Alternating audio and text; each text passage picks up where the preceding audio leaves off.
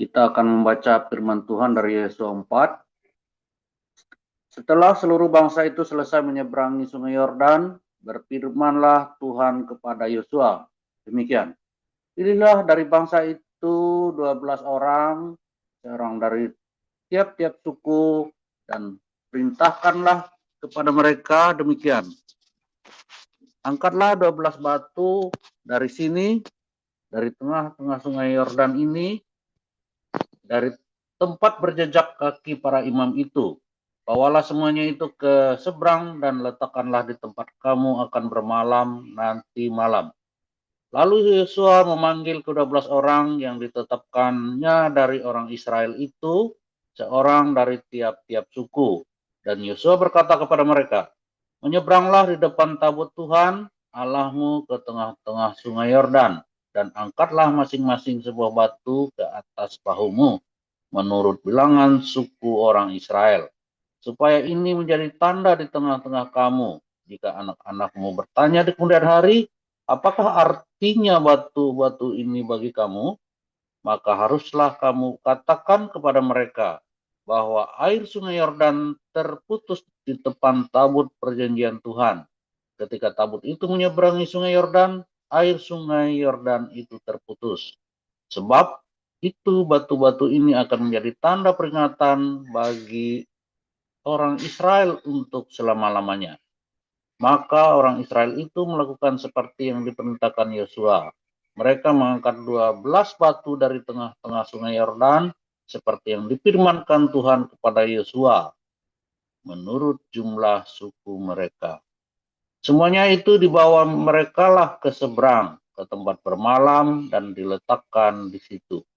Pula Yosua menegakkan 12 batu di tengah-tengah sungai Yordan itu, di tempat bekas berjejak kaki para imam pengangkat tabut perjanjian itu. Batu-batu itu masih ada di sana sampai sekarang. Para imam pengangkat tabut itu tinggal berdiri di tengah-tengah sungai Yordan sampai selesai dilakukan segala yang diperintahkan Tuhan kepada Yosua untuk disampaikan kepada bangsa itu, sesuai dengan segala yang diperintahkan Musa kepada Yosua. Maka menyeberanglah bangsa itu dengan cepat-cepat. Ketika seluruh bangsa itu selesai menyeberang, maka menyeberanglah tabut Tuhan itu serta para imam di depan mata bangsa itu. Juga Bani Ruben, Bani Gad, dan Bani Manasye yang setengah itu menyeberang dengan bersenjata di depan orang Israel itu, seperti yang dikatakan Musa kepada mereka. Kira-kira 40.000 orang yang siap untuk berperang menyeberang di hadapan Tuhan ke dataran Yeriko untuk berperang. Pada waktu itulah Tuhan membesarkan nama Yosua di mata seluruh orang Israel, sehingga mereka takut kepadanya, seperti mereka takut kepada Musa seumur hidupnya. Berfirmanlah Tuhan kepada Yosua demikian, perintahkanlah para imam pengangkat tabut perhukum Allah itu supaya naik dari sungai Yordan.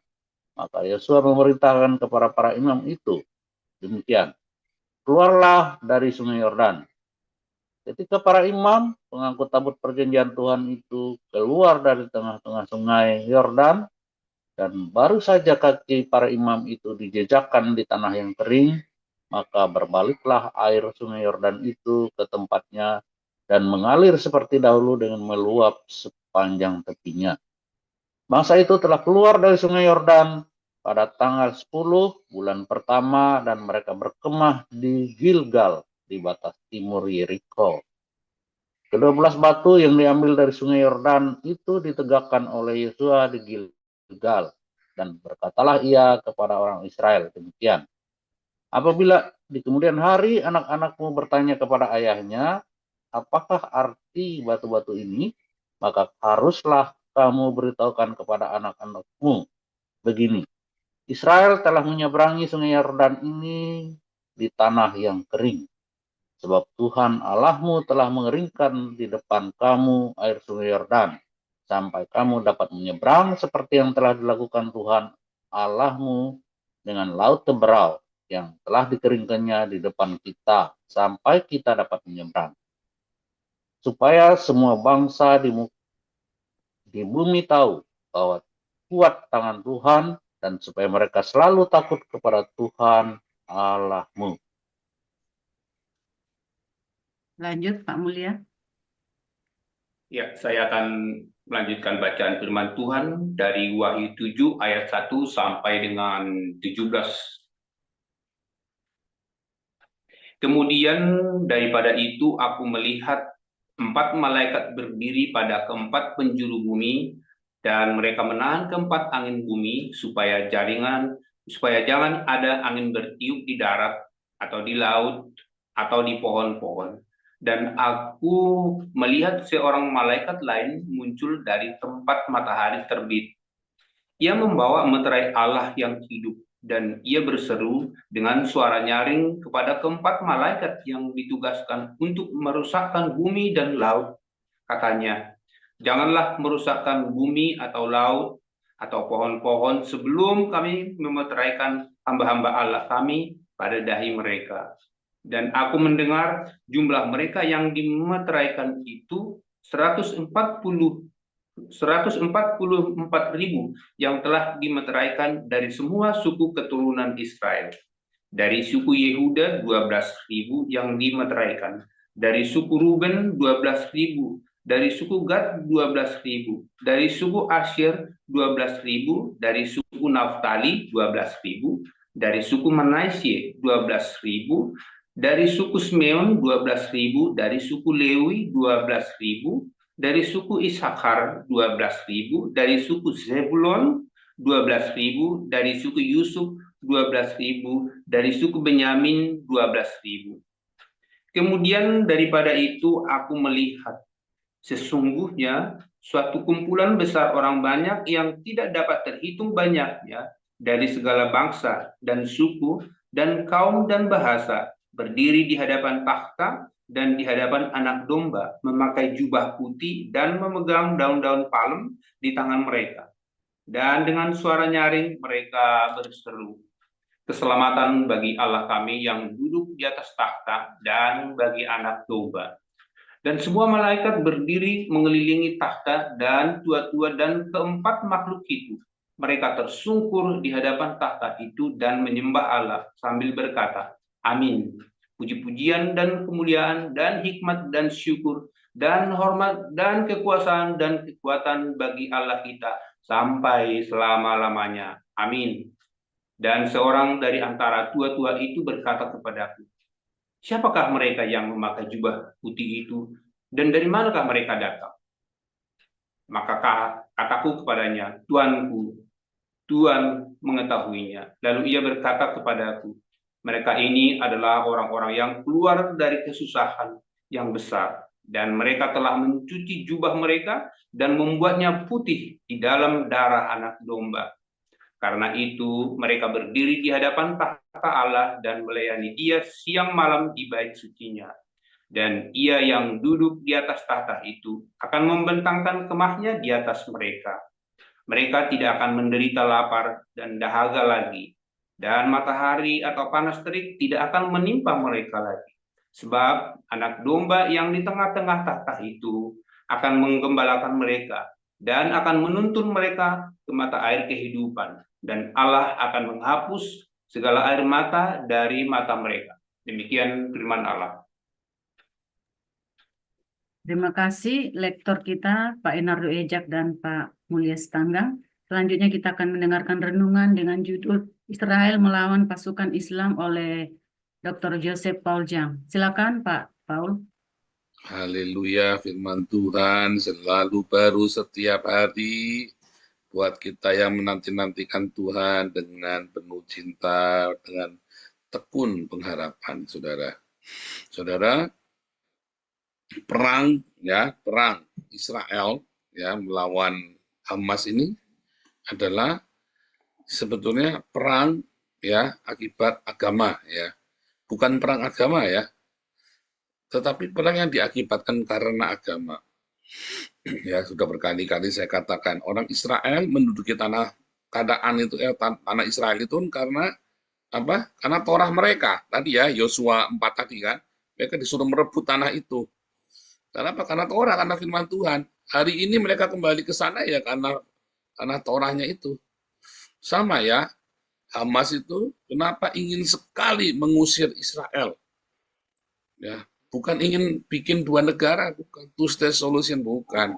Hamas itu bukan masalah karena ingin berbagi tanah, hidup bersama, enggak. Oke, Israel kudu pergi dari situ. Kenapa? Karena dari Al-Quran dasarnya. Ya, yang benar yang mana? Yang menang. Yang benar yang menang. Udah nanti siapa yang menang, yang benar. Satunya ngotot karena Al-Quran, disuruh membunuh orang Yahudi dan mengusir orang Yahudi dari tanah itu. Karena di dalam Al-Quran disebutkan mereka sudah diusir. Ya kan? Nah, yang satunya ngotot, itu tanah yang Tuhan sudah janjikan kepada mereka. Udah, yang menang yang benar. Berarti yang menang itu yang disertai Tuhan. Itu saja, saudara. Ya, dasarnya itu. Tapi sebenarnya apakah ada solusi? Ada, sebenarnya hidup bersama. Ya, nyatanya orang Palestina di tanah Israel itu, di negara Israel, orang-orang Palestina kalau dia jadi warga negara ya baik-baik saja, saudara. Mereka mendapat, bahkan ada yang jadi tentara, bisa jadi pejabat, bisa. Intinya kan hidup bersama. Mau nggak mereka hidup bersama-sama? Kan nggak mau.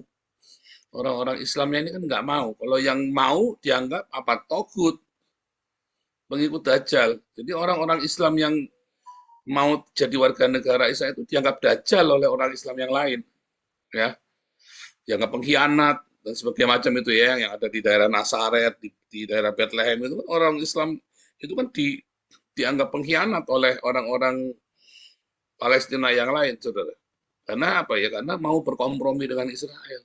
Mereka tidak berpikir bagaimana hidup bersama di sebuah tanah, di sebuah lokasi. Nggak mau.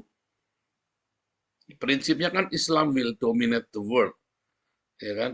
Nah, saudara, orang-orang yang tidak mau berbagi itu sama seperti itu, saudara. Orang-orang yang tidak mau berbagi dengan sesamanya itu, ya untukku dan untukku yang lain pergi. Itu adalah orang-orang seperti itu. Ya, orang-orang yang tidak bisa mendatangkan damai bagi dunia, damai bagi keluarganya. Anda kakak beradik yang masih rebutan warisan, sama tuh seperti itu tuh. Ya, kakak beradik yang masih gegeran masalah warisan, berarti Anda tidak bisa hidup bersama. Aku yang dapat, kamu enggak. Tapi kan dia serakah, Pak. Bukan masalah serakah. Kalau kamu berkata tidak mau berbagi, oh tapi kan saya anak laki-laki pada lebih besar. Apapun alasanmu, kalau kamu tidak mau berbagi, dan kamu menuntut orang lain berbagi kepadamu, sebetulnya kamu ya seperti itu. Ya, kenapa sih kamu tidak bisa berbagi? Setiap kali ada orang meninggal, ya orang kaya yang meninggal, saya selalu khotbahnya apa, saudara? Anak-anak rukun bagi dengan baik. Ya, saudara. So, saya nggak berdoa supaya si bab yang meninggal ini masuk surga, saudara. Saya berdoa apa? Anak-anak rukun yang baik. Mau berbagi, mau tetap bersatu, ya jangan bertengkar masalah warisan. Itu, saudara. Karena berbagi ya adalah kunci kamu menikmati kerajaan surga, saudara. Kalau kamu tidak mau berbagi, kamu tidak akan menikmati kerajaan surga. Itu orang-orang Palestina yang tidak mau berbagi hidupnya. Ya kayak neraka. Ya kayak di Gaza ini kan orang-orang yang tidak mau berbagi kan. Ya kan? Coba orang-orang yang kalau mereka mau berbagi bersama-sama, duduk sama-sama, kita menikmati tanah ini yang indah ini bersama-sama. Tapi nggak mau, mereka lebih memilih mati. Lebih memilih, iya kan? Saudara, waktu keluarga kami rebutan warisan itu dulu ya, keluarga dari ibu saya itu, oh ya hidupnya kan neraka. Semua ya, wah, ibu saya pernah mau dibacok sama adiknya ya, gara-gara warisan. Ibu saya juga salah, ya, dia memaki-maki nenek saya. Jadi kayak neraka, karena tidak mau berbagi. Begitu nenek saya mulai ya, jadi saya datang, waktu itu nenek saya kita undang nginep di rumah. Saya sujud 12 kali sama nenek saya, saudara. Oma, ampuni mami ya. Saya bilang begitu ya, ampuni mami ya. Ibu kamu memang jahat lah begini. Wah, dibisu-bisu ya. Saya dibisu, dimarah-marahin sama oma. Terus, saudara, saya udah Oma, ampuni Mami. Supaya saya jangan kena kutuk dari Mami, karena Mami saya salah sama Oma. Walaupun saya juga tahu si Oma ini terpengaruh oleh saudara-saudara yang lain, sehingga Mami saya didiskriminasi lah, dibedakan gitu ya. Tapi saya nggak urusan, yang penting jangan bersalah sama Oma. Saya bilang Mami juga, pokoknya jangan pernah memaki Oma. Ya si Oma ini jangan dimaki. Itu kan ibunya yang melahirkan. Tapi nggak adil begini. Iya, jangan. Kemudian saya sujud sampai 12 kali sama Oma saya. Ya, Mami waktu itu tinggal di kota lain ya. Oma lagi pas tinggal dengan saya minta. Tiba-tiba saudara, tiba-tiba saja dibagi semua dengan adil si Oma ini. Dibagi dengan adil semua warisan itu, saudara. Dan apa namanya? Waktu itu Oma saya belum ini ya, belum apa namanya?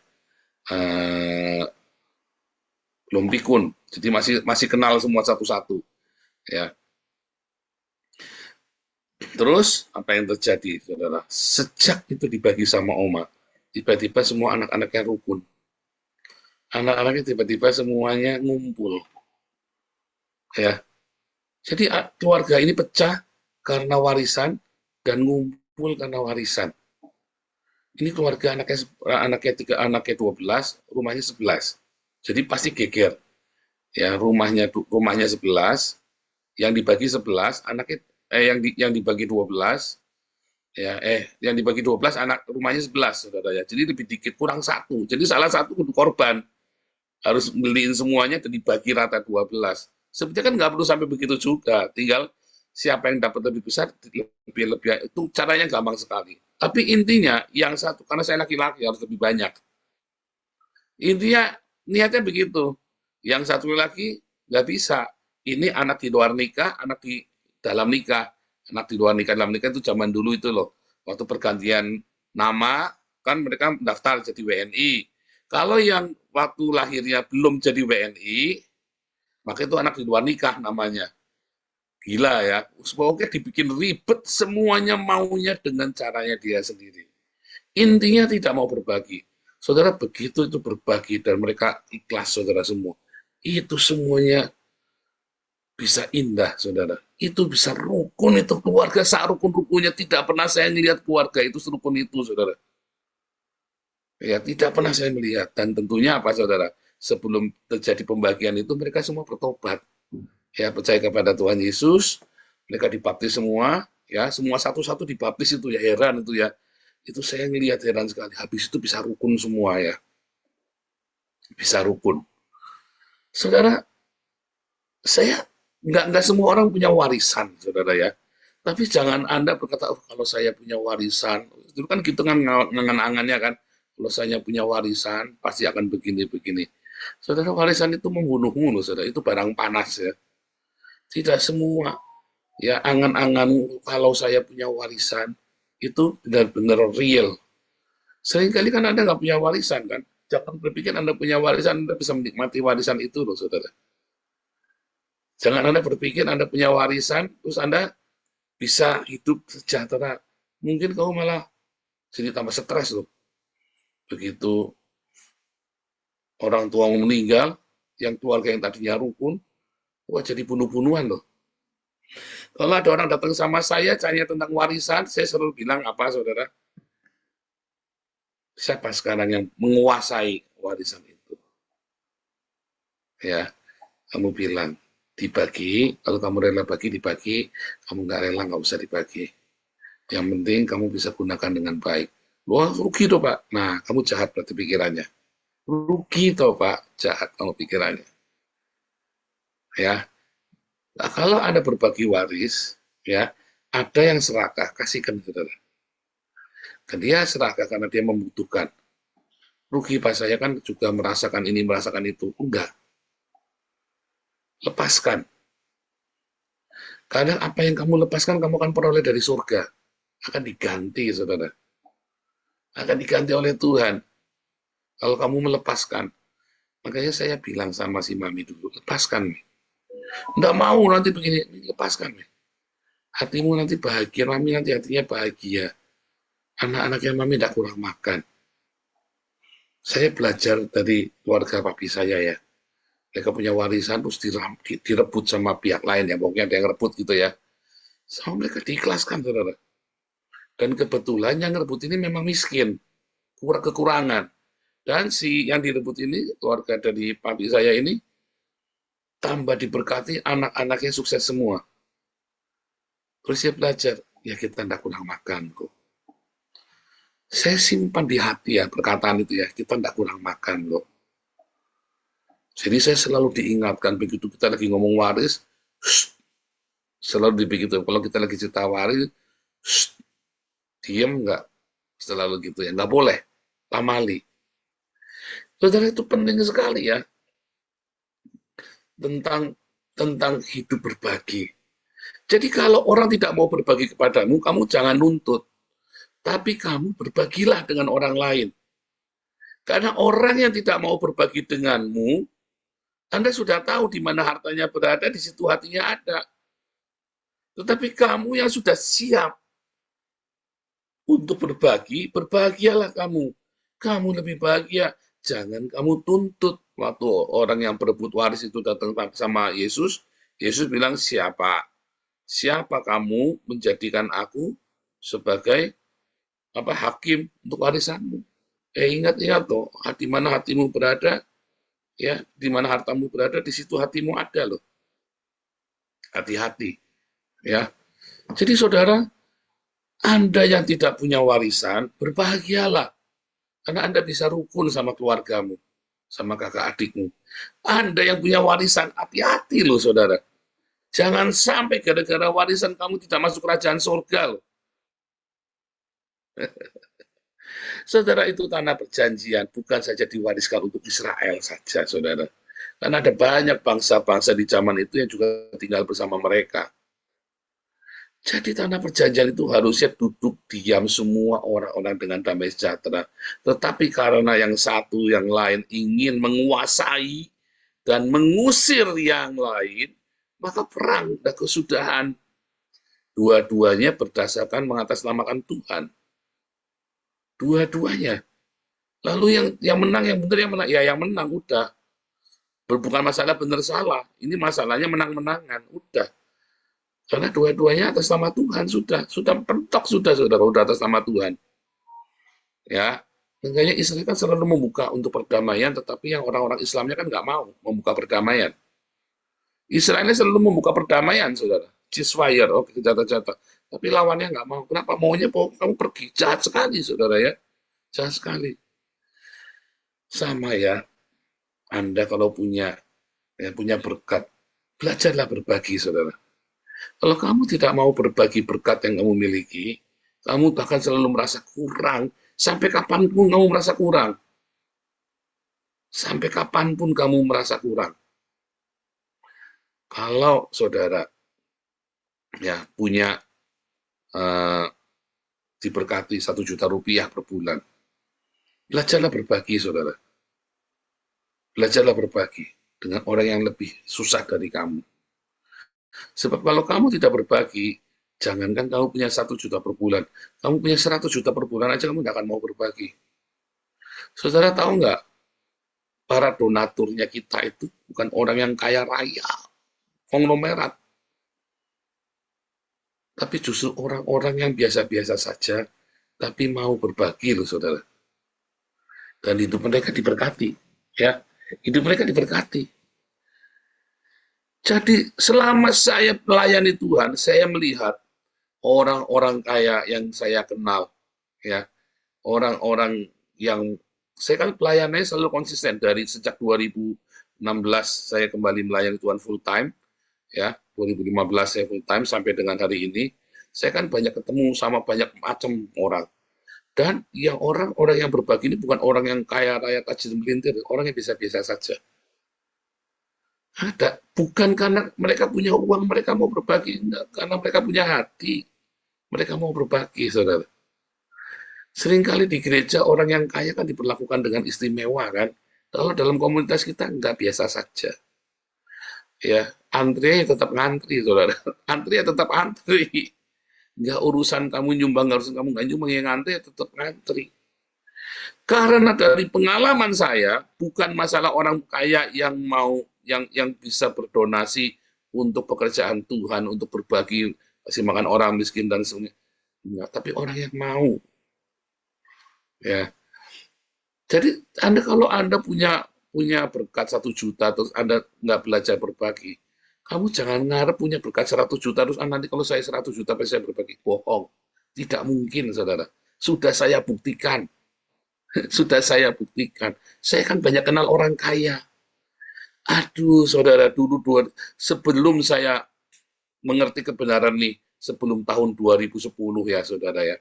Saya pikir bergaul dengan orang kaya itu nanti kita akan kecipratan berkat, saudara. Entah itu akses channel apa segala macam. Enggak, saudara. Orang makin kaya itu makin pelit, saudara. Kalau dasarnya dia bukan kekayaan yang dari sorga ya, makin kaya makin kencang dia megang duitnya. Saya enggak. Orang makin kaya itu makin kencang megang duitnya. Kenapa? Karena dia mencapai kekayaan itu dengan berdarah-darah, dengan susah payah. Ngapain saya kasih ke kamu? Tapi orang kaya yang karena berkat Tuhan, dia kan suka memberi. Bukan royal ya, beda ya. Ada orang royal, royal itu ongkrongan, dipuji-puji, dikasih. Asal ada ngangkat dia, dikasih. Wah, itu kasihan sekali orang yang seperti ini. Tapi orang-orang yang mau berbagi ini adalah orang-orang yang dasarnya dia punya belas kasih di dalam hidupnya dia. Dan dia tahu uang yang dia miliki adalah uangnya Tuhan, bukan uangnya dia. Maka dia berbagi. Jadi Anda jangan berpikir karena kamu cuma punya duit 1 juta, nanti Tuhan kalau duitnya 10 juta saya berbagi. Enggak. Berbagilah dari sekarang. Ya. Sebetulnya perang Israel melawan Islam ini adalah masalah apa? Mau berbagi apa enggak? Kamu mau hidup berbagi apa enggak? Sepele sekali. Ya. Kamu itu perang Israel dengan Islam ini adalah skala besar dari kehidupan kita. Yang orang Islamnya kan nggak mau berbagi. Islam will dominate the world, saudara. Orang zakat aja berbagi aja cuma 2,5% kok. Loh, benar nggak? Orang Islam itu berbagi 2,5%. Anda 100% kalau mau berbagi seluruh hidup kita. Ya kan? Minimum 10%. Minimum 10%. Ya kan? Serius, saudara. Makanya orang-orang Kristen itu diberkati dengan luar biasa dibandingkan dengan orang-orang Islam. Karena orang-orang Kristen diajari berbagi. Kalau kamu berbagi ke orang yang tepat, ke gereja yang benar, ya, maka kamu akan menuai.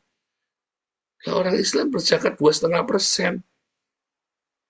Dia punya 10 juta, cuma disuruh ngasih, dia punya 1 juta ya, 1 juta dia cuma disuruh ngasih, berapa tuh? 25.000. Kamu punya 1 juta, ngasihnya 250, ngasihnya kamu harus 100.000 kalau punya 1 juta. 4 kali lipatnya, minimum loh. Padahal Tuhan bilang, jualah hartamu, bagikan kepada orang miskin. Jualah segala hartamu, bagikan ke orang miskin. Artinya hidup kita itu, ya, punya Tuhan. Iya, luar biasa ya, paradoks ini paradoks, saudara. Kamu jangan berpikir kamu nanti kalau sudah kaya berbagi. Nggak akan, saudara. Dan mungkin kamu benar-benar kaya dan kamu tidak akan berbagi. Saya sudah lihat dengan mata kepala saya sendiri. Ada orang ingin berbagi asal nama saya ditulis ya di situ ya. Iya kan? Waduh, saya sampai melongo ya melihatnya ya, sampai kaget. Nah, seperti Ananias dan Safira, dia pikir mau berbagi separuh, ditahan, asal dia dapat tenar. Belajar setia dalam berkata kecil, berbagi hidupmu, saudara. Belajar berbagi kepada orang yang lebih membutuhkan, tanpa harus pamrih. Sebab ketika kamu diberkati dengan luar biasa, kamu akan terbiasa berbagi hidupmu, saudara. Bukan 2,5%. Seluruh hartamu, seluruh hidupmu berbagi. Oh, Pak Paul ngomong, toh sudah, saudara, kamu cek rekening saya, yang rekening pribadi, selalu kosong, selalu saya bagi, saudara. Saya nggak main-main, selalu saya bagi. Serius, saudara, saya bagi.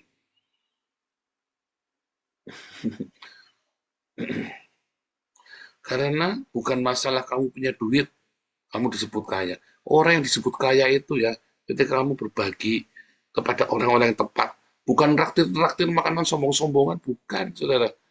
Tapi ketika kamu mau berbagi kepada orang yang lebih membutuhkan, ya. Nah, supaya kamu jangan diakali, kita memberikan solusi, kamu masukin ke yayasan.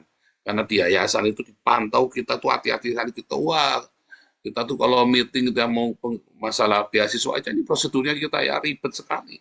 Kenapa kita nggak mau uang ini jatuh ke tangan orang yang nggak benar? Ya kan sering kali kan kita tipu kan. Coba berapa kali orang minta-minta duit mau utang-utang sama saya beginilah begitu. Tapi kan kita lolos kan, selalu kita sekali hampir kita kecolongan besar, tapi kita selalu luput. Kenapa? Karena ada banyak orang di situ sistemnya. Kita tanggung jawab. Kita selalu saling mengingatkan. Ya, kita selalu saling mengingatkan untuk menggunakan uang yayasan ini dengan bijaksana. Karena ini uang Tuhan. Masyarakat percayakan kepada kita. Ya kan? Di mana mereka ingin berbagi. Makanya ya kalau ada kebocoran-kebocoran yang itu kita jengkel. Ini masyarakat ngasih dari kekurangannya mereka.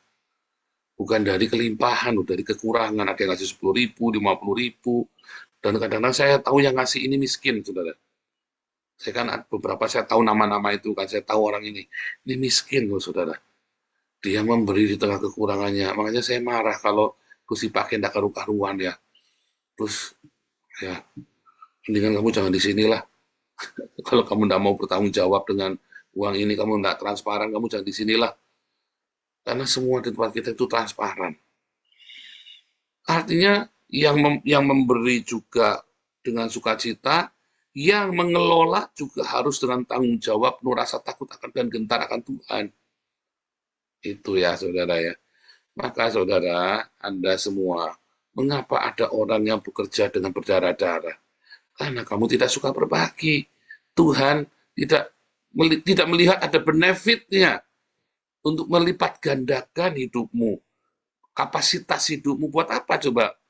Toh kamu juga nggak berguna apa-apa bagi kerajaan Allah.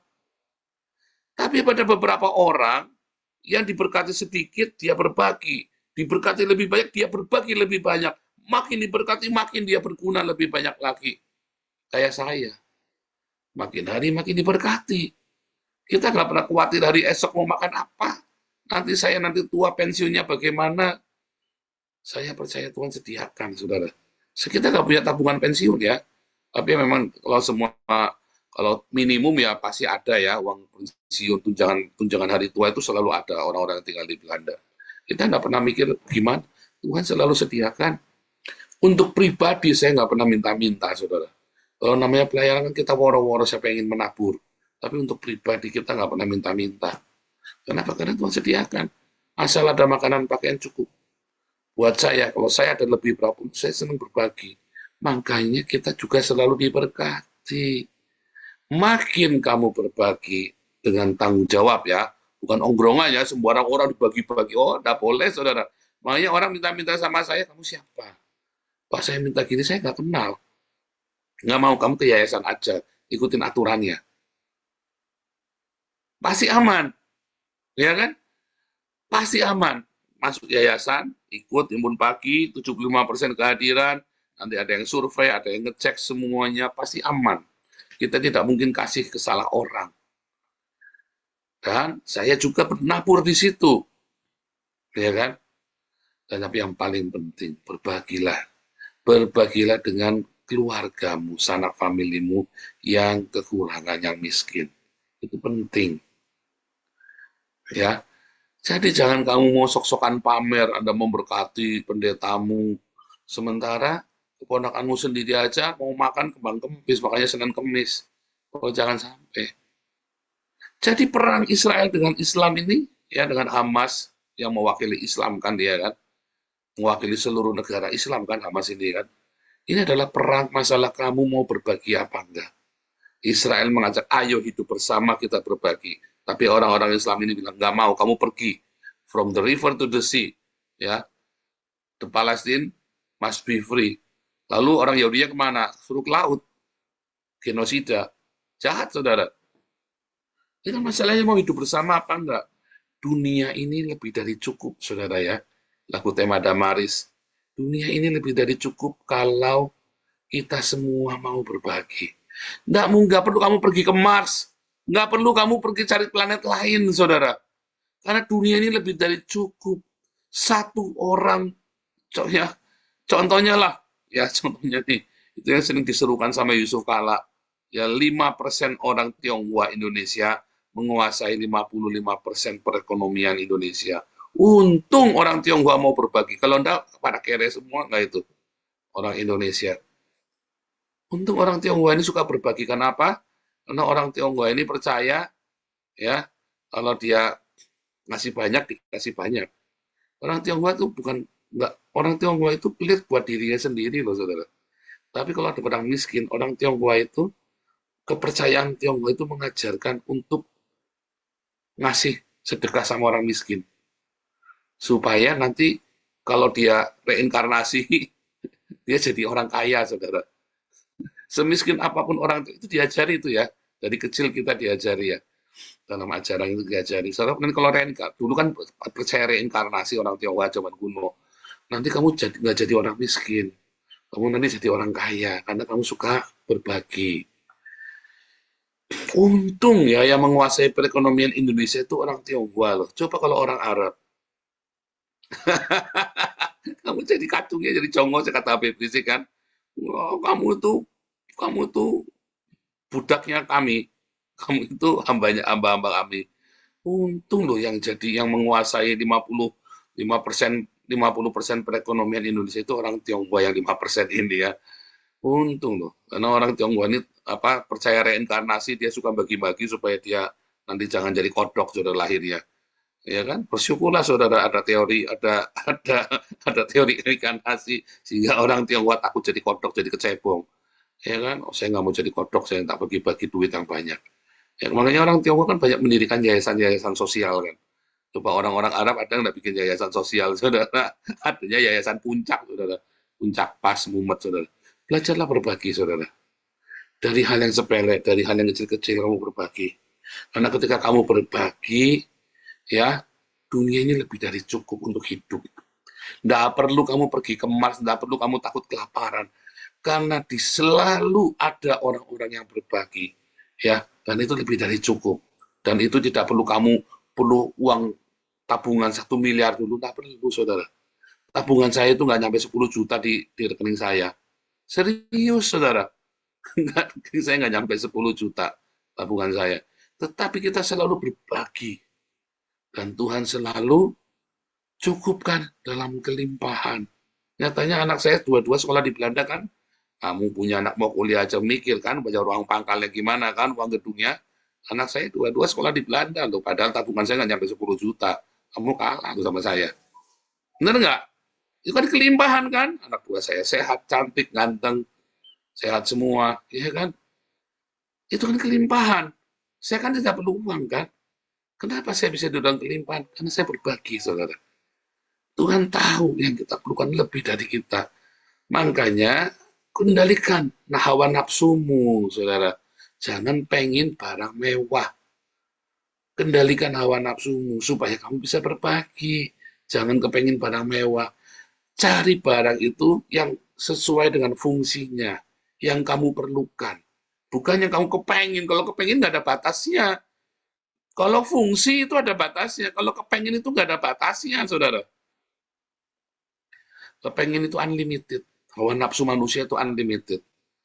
Ya, makanya kamu nggak bisa berbagi karena selesai ini kredit ini, habis ini kredit itu, semua dikredit semua supaya kamu bisa beli barang mewah. Ya, haleluya. Berbagi, berbagi, berbagi. Hidupmu bahagia, hidupmu diberkati, sakitmu sembuh, segala pergumulan hidupmu akan diberi kemenangan. hanya orang-orang yang berbagi, saudara. Tuhan Yesus memberkati.